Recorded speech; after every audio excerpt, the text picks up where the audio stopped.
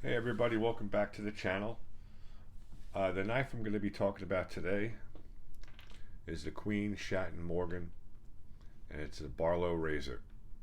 I ran a short on this a while back, a day or two ago, and it got really good response to it, so I figured, you know what, let me give it its own time and kind of go over this knife with you. So this one's from 1991, and it's got a beautiful bone handle, steel bolsters, brass pins, steel liners, and that saw cut bone is really nice.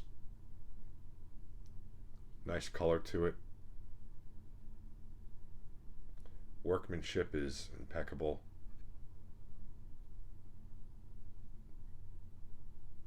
We'll start with the spear point secondary blade.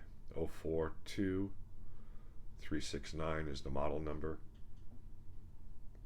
Got a little swedge at the tip here. It starts at the nail nick.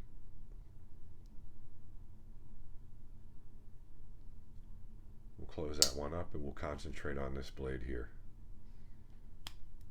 So this is your razor blade, and there's been a lot of history on the razor itself, and to try and figure out, there's a lot of different stories and a lot of different theories. One of the stories is it was called a one-armed razor knife for the people that fought in the Civil War that were injured or lost an arm. They would be able to open up this knife one-handed, which in this case actually works in a way, because I've tried it out a few times against my shoe, against my pocket, against my belt. And then the other thing is that the razor knife itself has a lot of different uses, and one of the uses was, well, for doing leather work, fine cutting, fine detail woodwork. So why not incorporate it with a secondary blade that would function for your normal daily routines? So there's a lot of different myths, a lot of different opinions about how the razor found its way into a pocket knife. And on this one, it is a Barlow. But fantastic quality from these Queen Shatton Morgans. But I was taking a look at the blades, got a nice thick spine, real sharp, tapers down to a pretty nice end. But when I think of a razor, I've got one more razor knife, and this is a Parker Edwards. I think of a blade like this. It's got a hollow grind, like a typical razor. Really comes to a fine edge, sharp as heck.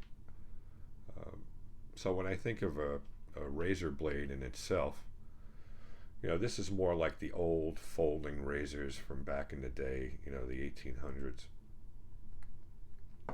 where they just folded into themselves.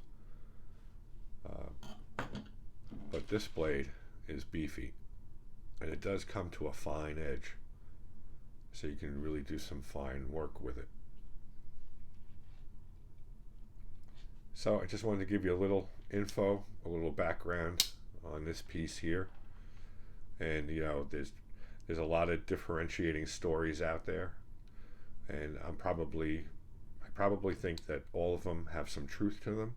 So if you put them all together, and you know that, you know, you never want to ruin a good story with the truth.